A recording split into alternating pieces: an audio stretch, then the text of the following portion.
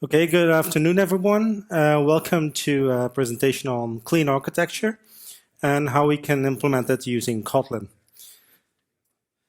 So what are we going to talk about? I'm going to briefly explain on what clean architecture actually is, walk you through some of the basic concepts of clean architecture, why we can use Kotlin to implement clean architecture, and what are some niceties about the language that we can use to make implementing clean architecture a bit more easy.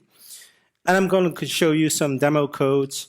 I'm just going to build an application from scratch using clean architecture principles. And I actually wrote an IntelliJ plugin to make sure that the code that I'm showing you will actually work. So who am I? I'm Lieven. I'm a developer since 2005. I do mainly Java, but for me, language is a detail. Clean architecture is way more important than any language, and if you know basic architectural concepts, you can do it in just about any language. And I'm self-employed as of this year, so I'm a freelancer. So what is clean architecture? Well, the core concepts have been around for decades. It has been published in various papers, but it actually got popular in 2012 thanks to Robert C. Martin, also known as Uncle Bob. And he published an article explaining how clean architecture actually works and how it can help you build better software. Since then, there were a lot of other articles, a lot of presentations, and a lot of videos on YouTube that explain clean architecture in more detail for you. So once upon a time, we had a big ball of mud, which actually meant if you have an architecture and you change a database, suddenly you have to change the front end. Your logic was scattered everywhere, and you never knew what was actually where. And you had presentation logic in the database. For example, you had to store your dates in a certain format to make sure that it's shown correctly on the front end. This was very hard to maintain, and it actually sort of caused that you had to test the entire application when you wanted to make one single isolated change. So Robert Martin actually looked at that, and he decided to show a sort of a diagram of how clean architecture should look like. And basically, it's something like an onion. In the middle, you've got your domain entities, which are your domain logic. Around that are your use cases, which actually tell you what the software will do for business purposes. Around that, you're going to have your controllers, your presenters, and your gateways, for example, to go to the outside world, whether it be to web-based clients or to the database or to document data stores. And then around that, you've got basically your infrastructure, your web, your UI, for example, your Angular applications, your database, a Postgres or a MongoDB, or just the different devices or external interfaces, for example, an interface to a ERP system like SAP. This is a widely published graph, but there is actually another graph that we, as a group, tried to create. So it actually shows you what the flow is toward inside a clean architecture system. So at the top, you've got your external system, for example, your REST layer or your JMS endpoints. It goes through the application API, which are actually your interfaces from your use cases. Those are implemented by your application layer, which actually contact your domain layer, which contains some sort of a gateway to have your entities in your domain persisted. And those gateways are implemented again through another infrastructure layer, for example, that does a REST client, for example, getting data from another system, a Hazelcast layer, or a Postgres or a document data store. So the calls actually go from the outside in, but the implementations go from the bottom up. And the flow of control always is from web to application, to domain, to your infrastructure again, to the actual database or an external system. it's actually a mixed bag of goodies. So if you talk about clean architecture, we're actually talking about a lot of concepts at the same time. For example, you've got hexagonal architecture, which goes around the concept of ports and adapters. You've got onion architecture, which actually goes around layers, such I showed you in the previous slide. And then you also have screaming architecture, which actually states that every part of your system should actually scream its intent towards the developer that's using the system. So you just look at a part of the code and you know exactly what it does and what its principles are. One of the core concepts within clean architecture are the solid principles. So for those who don't know the solid principles, it's single responsibility principle, open closed, Liskov substitution principle, interface segregation, and dependency inversion. Why is that so important? Well, single responsibility principle, every single layer in clean architecture has its own responsibility, and it's clearly defined. An open-closed principle actually shows you that, for example, the gateways, these can be extended and implemented from another infrastructure layer, but they cannot be modified. Their contract is actually written inside the domain layer. Liskov is being able to substitute every part of the infrastructure layer for another implementation. Interface segregation, I will show you from a use case standpoint. Most of you work with services with a lot of methods inside of them. The use case concept is actually that you have one single interface per use case within your system. For example, you could have a product service which has a find method, a create method, a delete method. Within clean architecture, we tend to split those up into different classes, into different interfaces, which have a single responsibility. And dependency inversion, I will show that to you in the example, that you cannot access the infrastructure layer from within the application layer, or you cannot access the domain layer from inside one of the outlying web infrastructure layers. So everything is nicely bounded up. This is also one of the more published diagrams on clean architecture. It actually shows you the different concepts within the different elements within a clean architecture. The central concept is the boundary. This is the single. This is your business use cases, which tells you what the system will do. These are implemented by interactors and by presenters. So you have two kinds of boundaries. You have input boundaries and output boundaries. Input boundaries are your actual use cases. The output boundaries are the boundaries that are responsible to transform any inputs, any output that comes from the input boundary towards, for example, a view model to the outside world, so that you don't just expose internal state to the outside world. Boundaries can have response models and request models. And an interactor, which is the implementation of the use case, will have a reference to an entity gateway. An entity gateway is responsible to get entities from your domain layer. So you have your different entities in your domain layer, and then you have the bottom part, and which is the entity gateway implementation, which is the actual database implementation of your entity gateways, for example, a JPA implementation or a MongoDB implementation, or just plain JDBC if you're really into that. And that actually references the real database API. But the problem is that a boundary concept is not really that known in the real world. So if we talk about something, we're mainly talking about use cases. So you have use cases which have use case implementations, and for the rest, it's all just the same. And here I also changed the concept of an output boundary to a response model consumer, which actually says what it does. It takes the response model of the input boundary and consumes it and creates a view model so that the outside world can actually use that.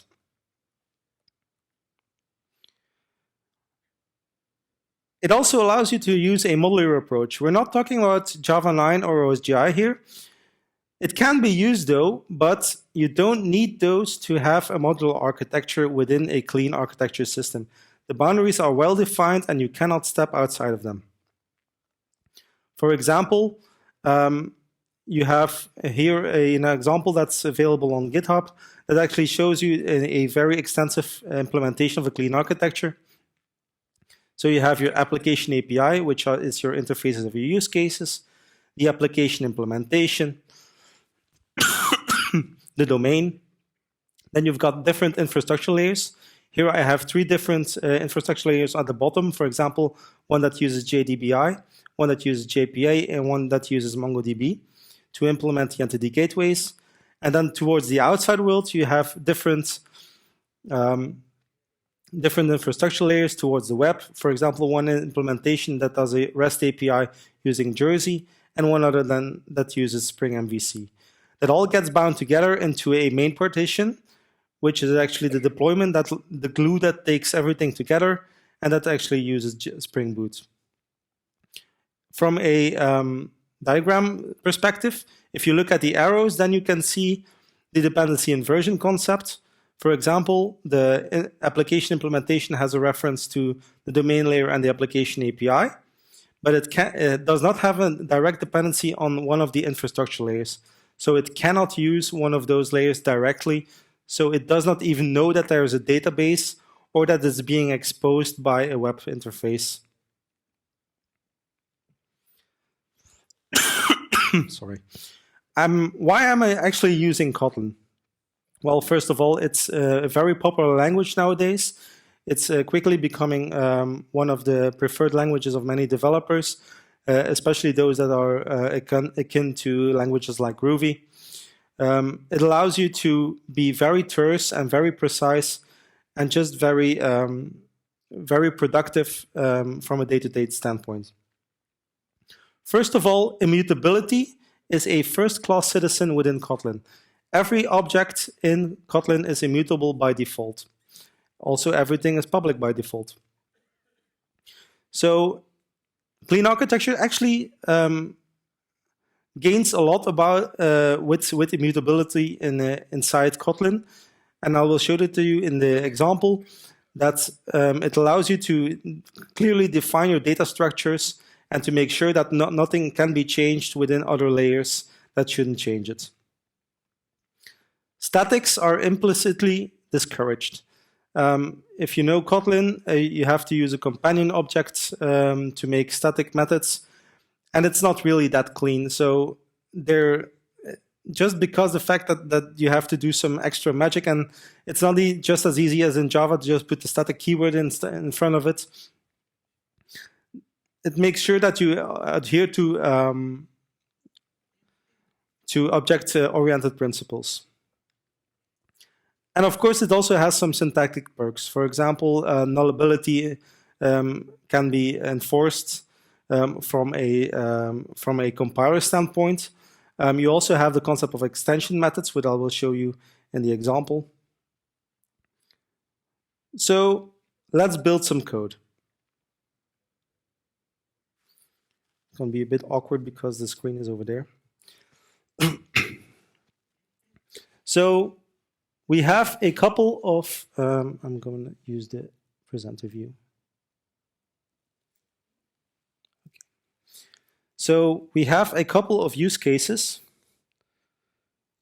And let's pretend that we're building a e-commerce system and we just want to build some use cases around products. So we now have 2 use cases, for example, find products and create products. How can you, I can explain, how can you define your use cases within your system? Well, actually you could be able to model your entire system into use cases without even writing any code whatsoever. You can use techniques like event storming or use case modeling, or you use the story modeling to define your use cases within your system and just list them inside your application API. And that just defines what your application will be able to do. How it's going to be done, that's something completely different, and that's a technical detail. So now I've just built here two use cases, find products and create products. And how does this look? Well, it's just an interface with a single method, which is create, which gets a request and a response. The request is a name. Oh, I think I used the wrong one. Yeah. Sorry. So it has a find method and it has a request and a response.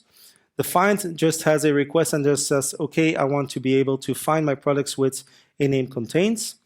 And the response will actually return a product response, which has an ID and a string. Same thing for create. For example, we have a single method, we have a create method, we have a request, and we have a response.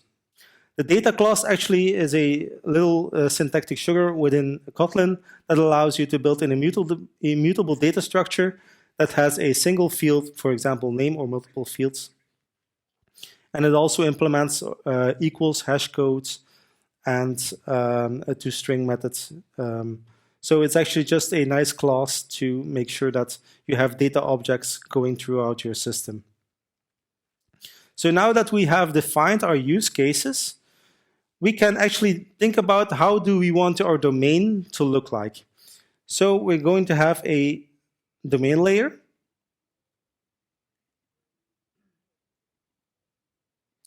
And we're going to have a product entity.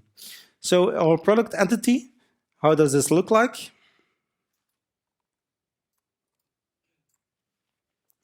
It's once again just a simple data class, and it has an ID and a string. This is something that is done through domain modeling. You can use DDD for this. In this instance, DDD is actually a bit overkill because we're just making a simple CRUD system. But you can choose to use DDD for this. And then you're going to have a single gateway. So what is a gateway? It actually allows you to get domain entities from your system. So how does this look like?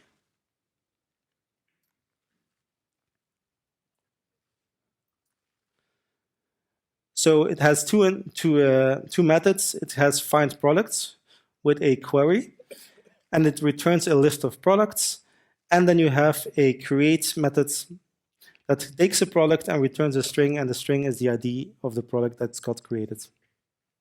And we use a data class to have as the argument for the find methods. Why I'm doing that, it's going to be very clear in a while when I start implementing the implementation of the use case. So now that we have our domain defined and we have our use cases defined, we can actually start implementing our use cases using the domain.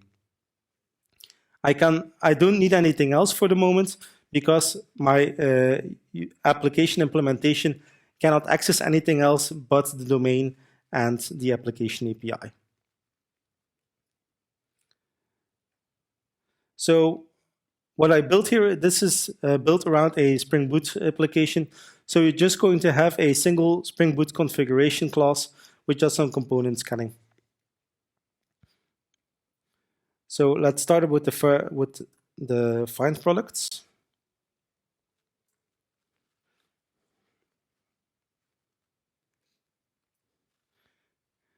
And that implements the find products use case, and it gets the product gateway as an argument, which is auto-wired by default thanks to the new Spring Boot magic.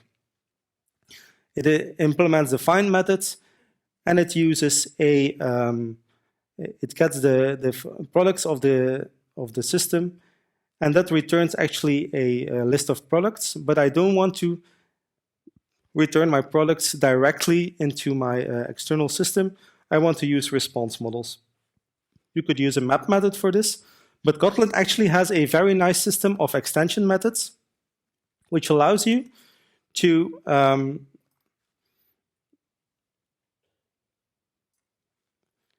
add a method to any object within the scope of your system. For example, here, to use case response model that actually returns a use case response and does the mapping here.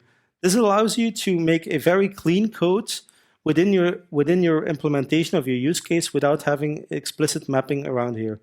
One of the fun parts about this is that this method only exists within the concept of this implementation. For example, this actually adds a method to the product, but if I go to the domain layer and try to do so, this method actually doesn't exist within the domain layer. It just exists within the application implementation layer. So we're going to do the same thing with the create products. So it gets an application, a product gateway, and it gets a request, which is the create product, which contains a name, and it returns a response, which is the string. It calls the product gateway, and it uses the request object, and then again a toDomain. The toDomain does not exist because once again we're going to make a extension method to change our use case request model into a domain model.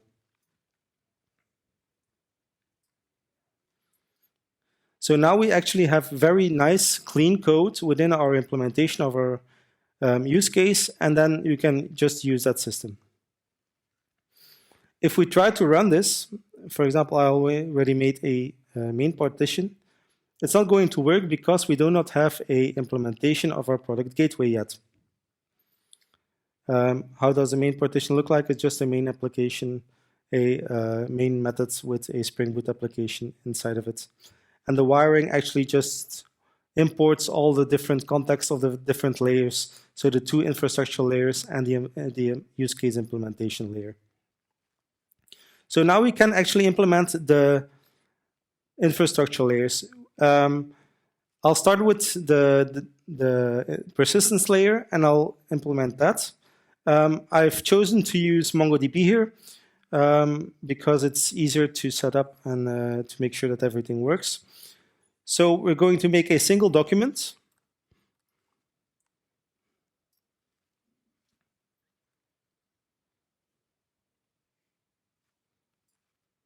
Yep, that works. And the document is actually the representation of our domain model within our system. As you already seen, we have different representations of every aspect in our system, and we have clear boundaries within our system. For example, you have your product, you have your response model of a product, and you have the persistent implementation of that product. In this case, it's a product document because we're using MongoDB.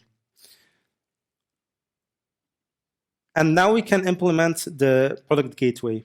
So I'm using Spring Data for easy access. So I'm going to make a repository.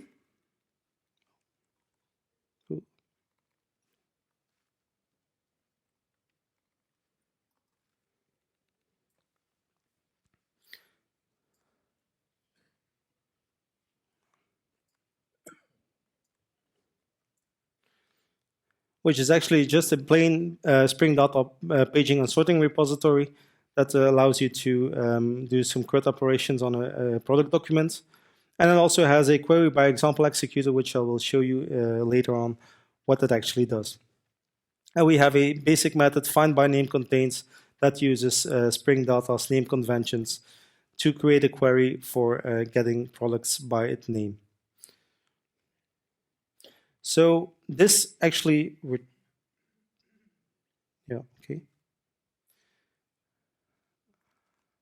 this actually should return something. Otherwise, this is not going to work.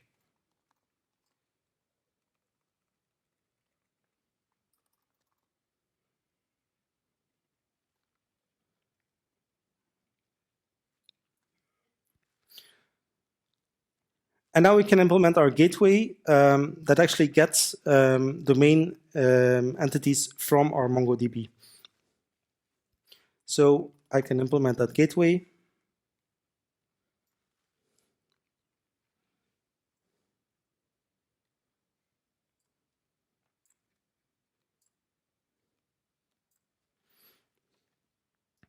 And once again, we have an extension method. For example, here we have our product, and we want to make sure that we can represent that domain object as a persistent model. You cannot use that inside the domain model because you do not have any Mongo dependencies inside your domain model. So we can use an extension method once again here to make sure that we have that method in our system. So there we go. So we actually add a new method to product that creates a product document based on the internal state of that product.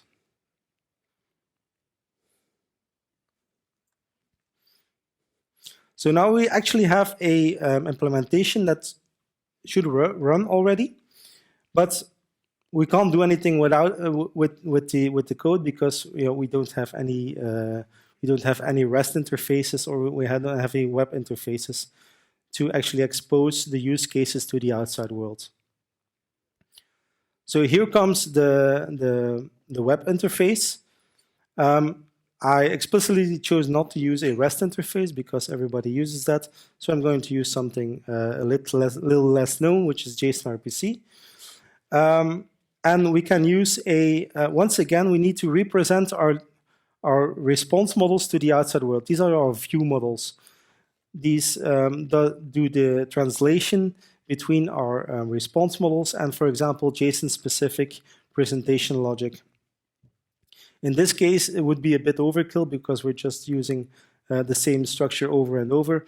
But for example, what you could have is that you have a certain date in your domain or your response model, and you want to have it represented in a certain specific way to the outside world. Then you're going to have a different data structure that defines that, that format. So I'm going to create a model, which is a product JSON, which has an ID and a string. And then we can actually build our JSON service. So how that JSON RPC works, you have to define an interface of a service.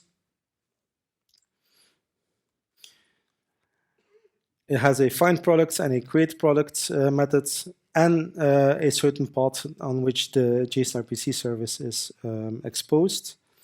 And then we can implement this into a real service.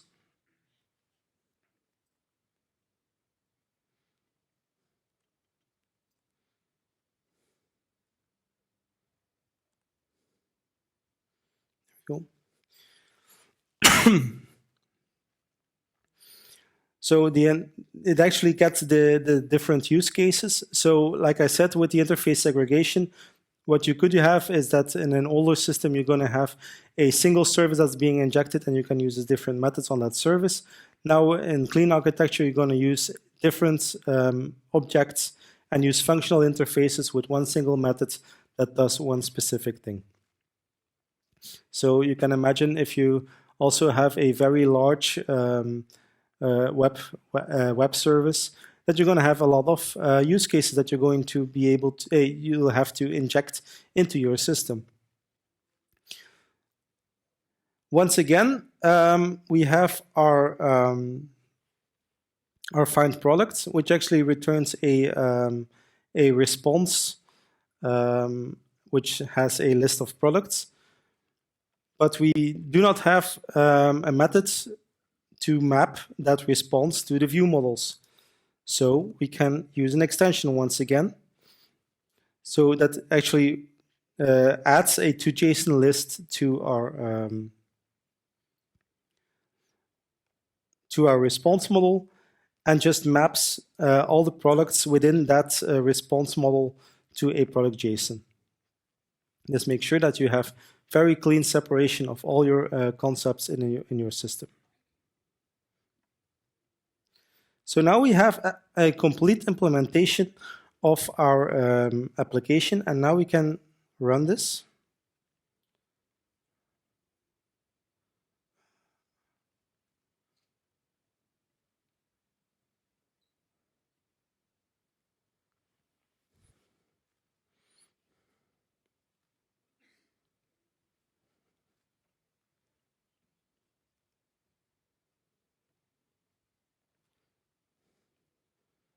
There we go.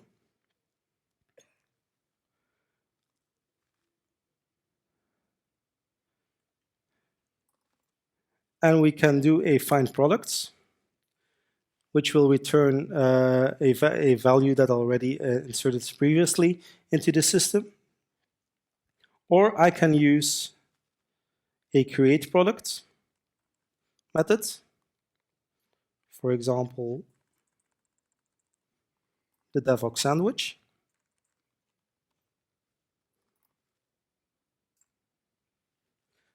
That returns the ID that I have in my system. And if I do my find again, I now get 2 products. So this is actually just a plain CRUD system that is implemented completely using clean architecture concepts within our code. But now, how can we test this? For example, you have 2 ways of testing this. You can use complete isolation. You have your single layer that you can use using mocks. Or you can choose to include certain dependencies that are not available at runtime within your test scope. For example, if you look at the build file, I'll use presentation mode again.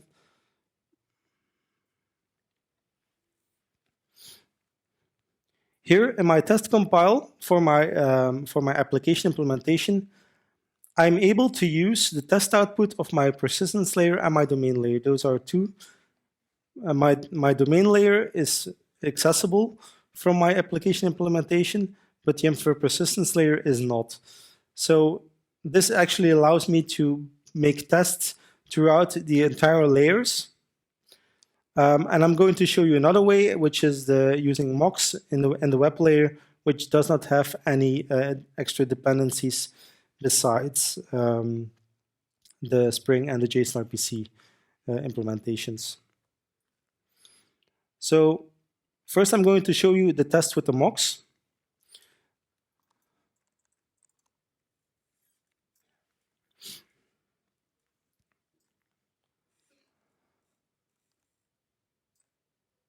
Yeah. Okay. A lot of imports. So you just mock out the different use cases. You create a product controller. You add some behavior to your mocks, and then you call your controller and you assert that your controller actually does the thing that it's supposed to do. This is completely in isolation. You can use this. You don't need any other layer in order to test this. But what are you actually testing? You're testing your mocks. If your mocks are wrong, you're actually not testing anything. You're doing a self-fulfilling prophecy. So what I actually prefer is using other layers within your test system to test the real system and the real implementation in your application. So what I'm using here is a persistent test config, which overrides the real configuration. And instead of using a real MongoDB, it uses Fongo, which is a fake Mongo. And it's a memory implementation of Mongo that just fakes a lot of behavior that Mongo provides. So if I implement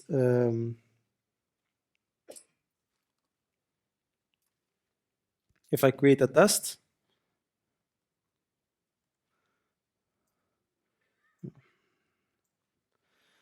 you have a lot of this will actually use a Spring context and will start up a Spring context in your system. And that is something that is a bit awkward within Kotlin. For example, if you want to use JUnit 5 and Spring extensions for the moment, you have to use the late init with the auto-wired, because if you don't do that, it's going to complain that the value is not assigned yet. But now you can actually use the entire system from the use case down to the implementation layer of the persistence. So if we run this, this will work. So we're going to run the tests.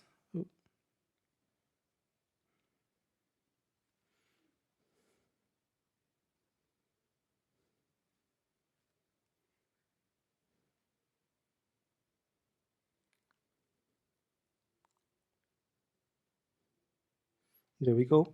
So you see it's started up an entire test, a Spring test context, and uses that to test your entire application. If you use the mocks, you're just you're not going to start up a Spring application, so you're going to be a bit faster. But once again, you're not really testing your application, you're just testing the mocks and some of the implementation in your system.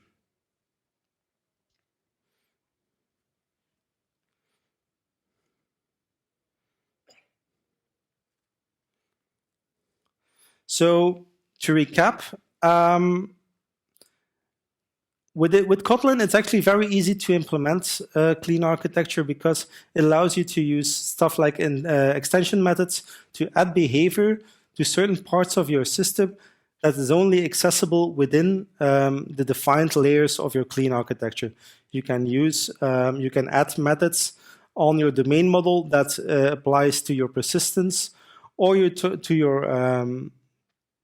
your use case implementation model without actually having to change any of the dependencies and adhering to all the nice layers within your system. And that's about it. So if there are any questions, I'm more than willing to answer any and all of your questions.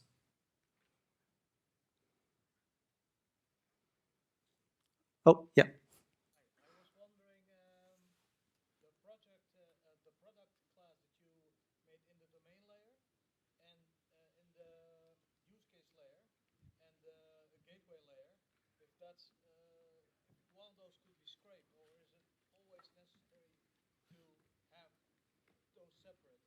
Okay, so the question was that whether all the different data structures are actually necessary within a clean architecture to have those duplication of those different data structures. Well, you can actually be take a pragmatic approach there. You can, for example, say, okay, I'm going to directly expose my my response model to the outside world. That's perfectly possible. You just have to add another dependency.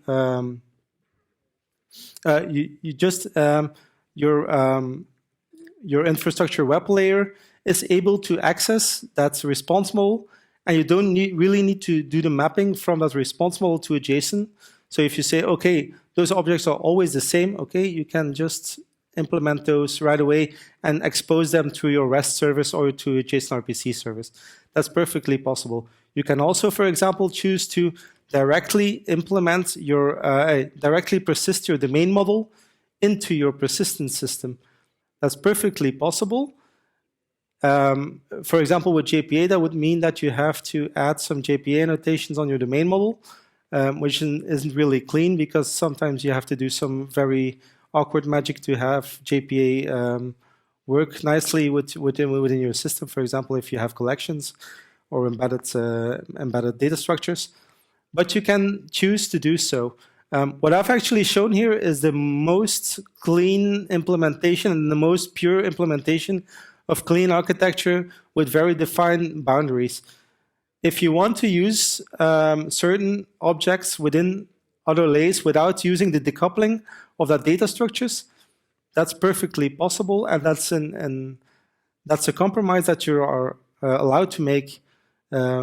But know that if you make a compromise, it can bite you at a later time. For example, if you want to change something in the domain model and you don't want to change your database, and you've directly exposed your persisted your domain model in your database, you're going to have some fallback on that decision. But that's perfectly possible to do so.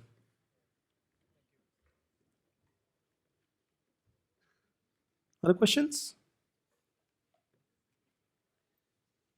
Yes?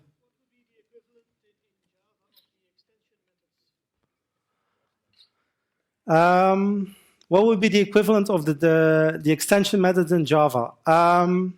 The problem is that Java does not have the concept of extension methods. You're probably going to start writing mappers. You're going to have mapping logic within the different layers, and you're going to call those mappers to transform one entity into another. For example, you're going to have a mapper to change your domain model into a persistent model, or a mapper to have your response model of your use case into a view model. You're going to have a lot of mappers within your system. This is why a lot of people see clean architecture, they go like, oh my God, all those data structures, there's all those mappers that I need to write. Kotlin actually allows you to alleviate some of that pain using extension methods to make it a bit more clean and not to be confronted with mappers all over your system. Any other questions? Okay, thank you very much.